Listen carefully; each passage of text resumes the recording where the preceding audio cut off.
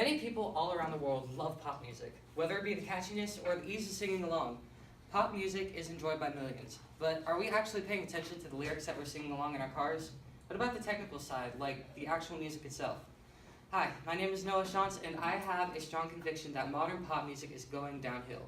Yes, I believe that pop music is, metaphorically speaking, dead. Over the past couple of years, I have competed in and won several singing and other music competitions, and I do have some original music on Spotify and other digital retailers, #NotAd. So I do know a little bit about music and its basic components.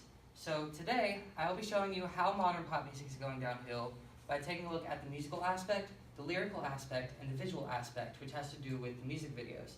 So, for this, I'll be referring to the Billboard Top Pop Songs chart from the week of November 10th, 2018. So let's begin with the musical aspect. Pop music, is generally known to be pretty simple and easy to decipher, but I feel like it may be getting a little bit too simple. I borrowed a small little 80s keyboard from one of my good friends to demonstrate this for you. So, my first example is going to be the number 5 song from this week, which is Girls Like You by Maroon 5 and Cardi B. This song follows a chord progression of G, A minor, and F throughout the entire song. Now, it may sound a little bit more complicated than what I'm demonstrating for you when you listen to the recording. That is because the chords are arpeggiated or broken up to make it sound more complicated than what it actually is. There are a bunch of instruments that are also very heavily layered to make it sound busier than what it actually is. Also, note that the song is in the key of C. If any of you guys have ever taken piano lessons, anybody? Piano lessons? Good. So, if any of you guys have taken piano lessons, the key of C is usually what piano teachers start their students off on because it's the easiest key to play and understand. So, the song isn't really that complicated. Another example that I could give you is the number 14 song, which is Back to You by Selena Gomez. This song follows only a 3-chord chord progression, which is D sharp minor, B, and F sharp throughout the entire thing. And like the previous song, it is heavily layered with a bunch of different instruments to make it sound busier than what it actually is. So the song isn't very difficult to play at all. So now that we've looked at a couple of examples of the musical aspect, let's move on to the lyrics of these songs. Now I'm sure that many of you in this classroom are no stranger to explicit lyrics. This week on the charts, only 14 out of the 40 songs have the parental advisory label, on digital retailers. However, some songs are not marked like they should be. Take the number 3 song, for example. This song is Love Lies by Khalid and Normani. Throughout the song, though it has a generally positive message, the line, "You have some to say and I'm here to listen," is present twice in the song. Now, I don't know about you, but I personally consider the younger people that may be listening to pop radio, and I personally wouldn't want my kid going around blurting out these profanities that are present in the song. So, like I said, this song is not marked explicit, but I believe that it should be.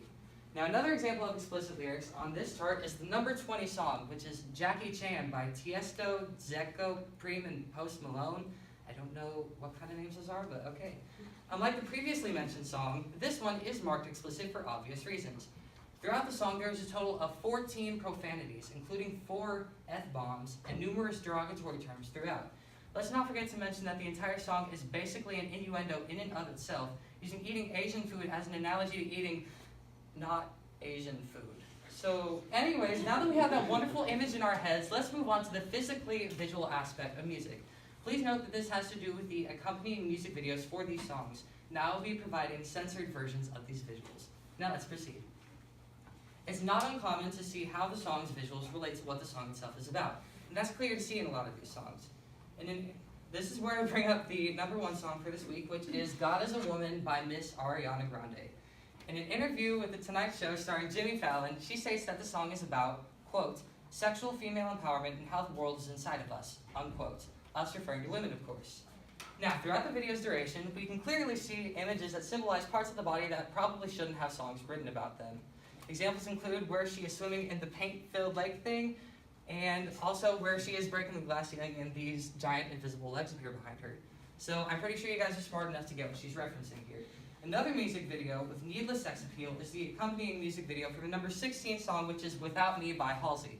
This video is supposedly depicting the different stages of a toxic relationship. However, I don't think a bathing scene is necessary to convey the message that she's going for. As seen by these examples, sex appeal in the music industry is pretty rampant, and it personally makes me sad to see people rely on that to sell their music. So now that we've looked at the components that make up modern pop music, we should be able to understand where I'm coming from when I say that pop music is in decline. We've looked at the simple musical structures, the explicit and sometimes derogatory lyrics, and the raunchiness of the visuals that accompany these songs. Considering all these things, believe me when I say that pop music is indeed dead.